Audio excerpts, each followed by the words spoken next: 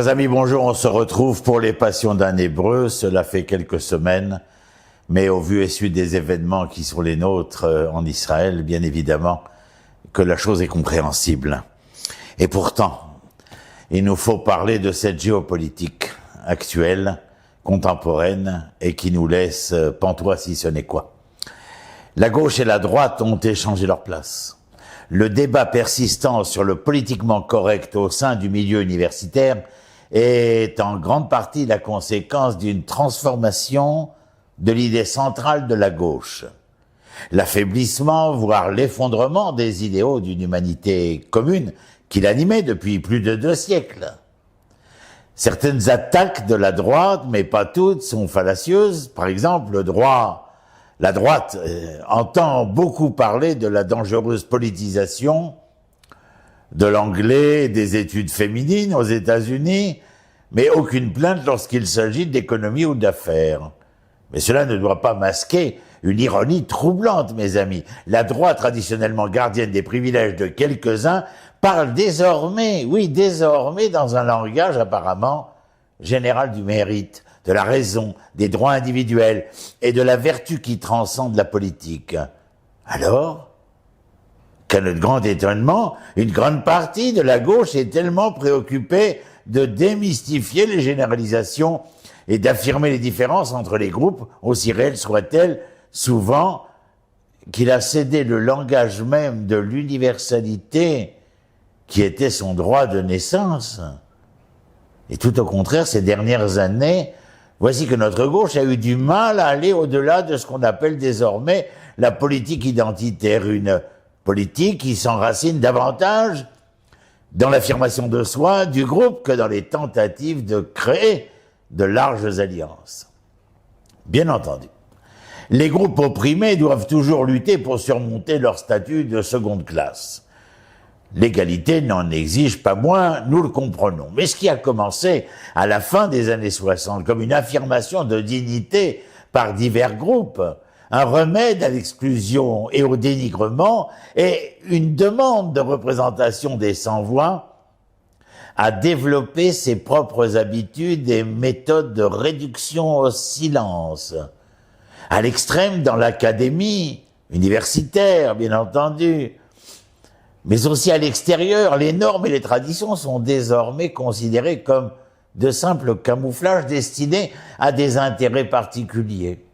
De nombreux débats reposent sur l'idée qu'il existe une différence fondamentale entre X, les femmes par exemple, ou les personnes de couleur, et Y, les hommes blancs. Que X fut opprimé ou réduit au silence par Y devrait donc être embauché, promu, remis au goût du jour, lui donner de nouvelles lettres de noblesse, et spécialement représenté sur les listes de lecture, les grilles de lecture, et lors de nombreuses conférences de certains intellectuels mal embouchés. Les précurseurs des défenseurs actuels de la politique identitaire étaient les universitaires qui, dans les années 60, étaient actifs dans les mouvements de défense des droits civiques et contre la guerre, des mouvements fondés sur des valeurs universelles d'égalité, de justice et de paix. Et nous y avons participé personnellement. Ces campagnes politiques et leur hypothèse universaliste sous-jacente ont façonné le travail de ces chercheurs, de ces manifestants, de ces activistes dans les années 70. Légitimer l'histoire et la littérature des femmes, renforcer les études sur le travail, repenser l'esclavage et le massacre des Indiens, ouvrir le canon à des traditions jusqu'alors réduites au silence. Mais contrairement à cette génération de professeurs, d'intellectuels, de philosophes ou de nouveaux philosophes, la plupart des jeunes universitaires d'aujourd'hui n'ont aucune expérience politique des mouvements de masse en faveur d'un changement général et d'ailleurs aucun contact avec un parti démocrate de centre-gauche prospère, dirais-je. Pour eux, se battre pour un langage approprié, une représentation symbolique, que ce soit dans le programme ou la faculté, une action positive ou même des styles musicaux est une fin en soi, le principal moyen de revendiquer leur politique, dirais-je. Ces radicaux de l'après 60-70 ont trouvé l'universalisme vide de sens presque, au pire encore, comme une couverture pour le pouvoir blanc hétérosexuel et masculin. L'intensification des politiques identitaires est indissociable d'une fragmentation de ce que j'appellerais la politique du point commun, un cadre de compréhension qui reconnaît la différence, mais la considère dans le contexte de ce qui n'est pas différent, de ce qui est partagé entre les groupes. Dans une large mesure, les choses se sont effondrées pour la gauche parce que le centre n'a pas pu tenir, car chronologiquement l'éclatement des politiques du commun est antérieur à l'épaississement des politiques identitaires. Cette poussée centrifuge sur les campus et à l'extérieur est évidemment en partie le produit des tendances démographiques américaines du dernier quart de siècle.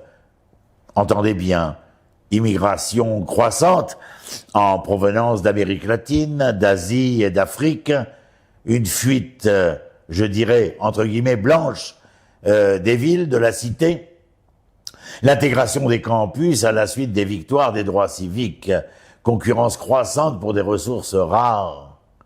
Ces bouleversements, mes amis, ont eu lieu dans le cadre d'une histoire plus longue de politiques émancipatrices qui ont parcouru l'Occident depuis les révolutions de 1776, 1789, 1848.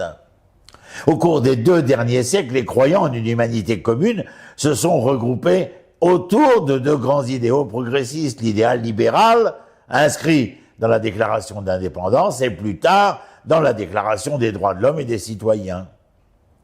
Et l'idéal radical qui s'est cristallisé sous le nom de marxisme. La légitimité dont jouissait la gauche en Occident reposait sur sa revendication d'une place dans l'histoire de l'émancipation humaine universelle. Quels que soient ses immenses échecs, défauts et péchés, la gauche aspirait à s'adresser non pas à des hommes et des femmes en particulier, mais à tous au nom de leur position commune. Et croyez que je sais de quoi je parle. Qu'ils soient libéraux, socialistes, réformateurs ou révolutionnaires, les hommes et les femmes de gauche cherchaient à convaincre leurs auditeurs de considérer leur intérêt commun en tant que citoyens. Les libéraux ont mis l'accent sur les droits inaliénables, à la vie, à la liberté et à la recherche du bonheur, des idéaux qui, même s'ils sont piétinés dans la pratique par ceux qui étaient blancs, masculins et possédants, pouvaient néanmoins, au moins en principe, être invoqués par les groupes opprimés. Marx, lui aussi, a formulé sa politique en termes universels, arguant qu'une classe universelle, les travailleurs, était destinée à surmonter ces différences particulières et à réaliser une identité commune. L'être humain en tant que créateur, réalisant son être espèce au cours de sa transformation nature. De ce point de vue, le radicalisme intellectuel du début des années 60 peut être vu comme la recherche d'une politique universaliste susceptible de remplacer un marxisme qui commençait alors à perdre de sa légitimité. La gauche s'est tournée vers la démocratie participative et les droits civiques, mais cette démocratie participative, bien que théoriquement accessible à tous, était en pratique adaptée aux étudiants qui avaient le temps et l'énergie à consacrer à des réunions interminables, ce que nous appelions à l'époque les AG, Assemblée Générale, et où le lieu de rassemblement par excellence, dirais-je, était le palais de la mutualité. Le mouvement des droits civiques, initialement formulé en termes universalistes, n'a pu unifier la gauche que jusqu'à ce que la ségrégation légale soit vaincue dans les années 64-65. Une fois l'intégration et le droit de vote assurés, du moins sur le papier, je parle bien évidemment des droits civiques de...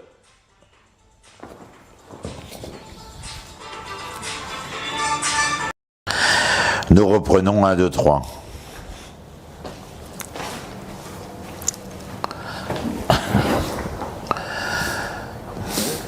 Une fois l'intégration et le droit de vote assurés, nous parlons bien entendu des droits civiques aux États-Unis comme exemple, Du moins, en tout cas, ce droit de vote assuré sur le papier. L'alliance entre libéraux et radicaux, intégrationnistes et séparatistes étendue jusqu'au point de rupture. Les Noirs commencèrent à insister sur un leadership noir, voire parfois sur une adhésion exclusivement noire au mouvement. Bientôt aussi, les pionnières de la libération des femmes se sont soulevées contre la suprématie masculine. Les groupes, les uns après les autres, ont exigé la reconnaissance de leurs différences. La différence s'est fait sentir avec plus d'acuité que les points communs, bien entendu. L'éclatement de la nouvelle gauche universaliste était inévitable, même s'il fut un temps atténué par les exigences de la guerre du Vietnam, les US Go Home que nous écrivions sur les murs de Paris et de sa banlieue, et les points communs de la culture de la jeunesse, avec la création, si certains s'en souviennent, des maisons de la culture qui permettaient justement ce rassemblement et ces retrouvailles autour des points communs de la culture. S'il semblait y avoir eu à la fin des années 60 un grand mouvement, c'était en grande partie parce qu'il y avait une grande guerre. Mais les divisions de race, puis de sexe et d'orientation sexuelle se sont révélées bien trop profondes pour être surmontées par un quelconque langage d'unification. Il y avait un style rhétorique persistant de radicalisme universaliste qui apparaissait. Mais la passion politique s'est divisée en éléments divers et différents. La politique identitaire qui en résulte aujourd'hui mérite d'avoir inspiré de puissantes études sur l'histoire, la littérature et toutes sortes d'idées antérieures. Elle s'est également révélée plus excitante et plus énergisante pour les militants que la politique du commun. En particulier dans les années 80 avec des luttes pour l'embauche, les exigences, les programmes d'études qui ont eu lieu à une époque de ressources de plus en plus rares. Dans les mouvements des années 60, les bénéfices des politiques identitaires ont été multiples. Elles offraient des expériences de solidarité, d'appartenance, des remèdes à des injustices spécifiques, ainsi que des réservoirs de recrues prêts à l'emploi. À mesure que la publicité, le marketing, la télévision par câble, la musique populaire sont devenus de plus en plus spécialisés, divisant le public de masse en segments de plus en plus restreints, la politique universitaire également s'est, enfouie dans ce tunnel qui devenait de plus en plus sombre et qui obscurcissait la précision d'entendement et de discernement. L'attention de la gauche est désormais portée sur l'affirmation de soi du groupe plutôt que, par exemple, sur les campagnes contre la pauvreté ou la faillite de l'enseignement public. À mesure que les territoires autrefois exclus ont été reconnus dans l'académie, toute aspiration persistante à l'universel a été largement abandonnée. Tout ce que je dis est bien entendu valable, ou comme nous disons copier-coller aujourd'hui, puisque les États-Unis restent l'élément idolâtré et référentiel pour l'académie israélienne. Quel que soit l'universalisme qui subsiste aujourd'hui, il repose moins sur une humanité commune que sur un ennemi commun, le fameux mal blanc. Mal avec un accent circonflexe, mes amis. Alors que la défense des droits des groupes repose souvent sur une logique puissante, l'idée d'une Amérique, par exemple, commune, et l'idée d'une gauche unifiée, deux grands héritages des Lumières ont perdu de leur force. En conséquence de ce que nous avons dit, nous nous trouvons aujourd'hui dans une situation des plus singulières. La gauche et la droite ont ainsi échangé leur place. Du moins, en ce qui concerne le genre de rhétorique universaliste qui peut encore agiter le grand public, incapable d'aller au-delà de la logique de la politique identitaire. Les composantes disparates de la gauche culturelle ont cédé une grande partie de leur position politique, eh bien à la droite, mes amis. Aujourd'hui, ici et là, à gauche, on entend à demi-voix, à demi-ton reconnaître qu'au-delà des revendications nécessaires en matière de représentation raciale, de principes féministes, de droits des homosexuels, etc., Un terrain d'entente doit donc être trouvé dans les campagnes pour plus d'égalité économique et contre la pauvreté, le chômage, la déprédation écologique et l'érosion de l'éducation. Le génie de certains présidents ou certains ministres de l'éducation pourrait résider dans leur capacité à délimiter un terrain d'entente à droite et à remettre en cause ce radicalisme de gauche qui fait plus de mal que de bien, contrairement aux années 60 et 70 où la gauche faisait beaucoup plus de bien aux masses que de mal à ces mêmes masses. À moins, mes amis, que nous apprenions à parler notre propre langage commun.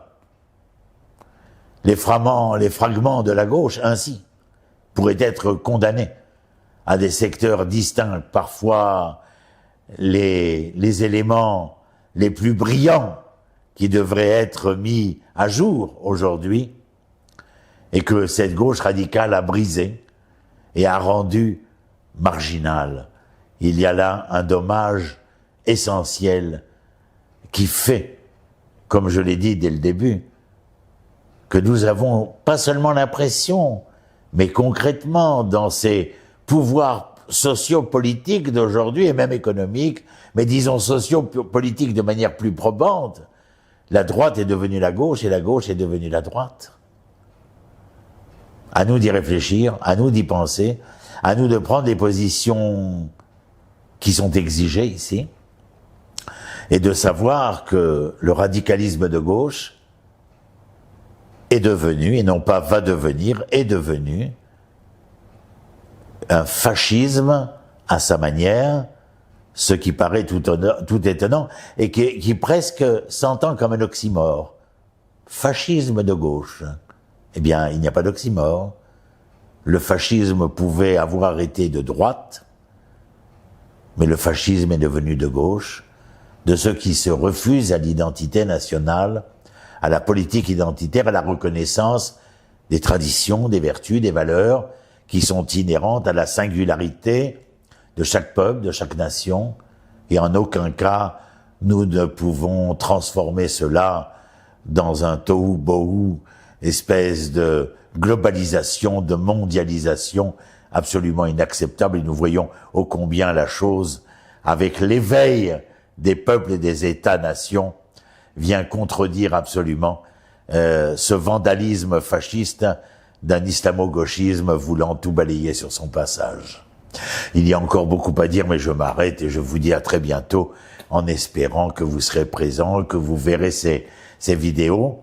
Sur le site, bien entendu, il ne faut pas oublier, en tout cas sur le YouTube, de faire des likes, comme on dit, sur le Facebook, les réseaux sociaux, et de montrer qu'il y a un intérêt à ces propos qui viennent essayer de nous faire entendre et comprendre à travers le savoir et la connaissance. Merci à vous, à très bientôt. Shalom, shalom.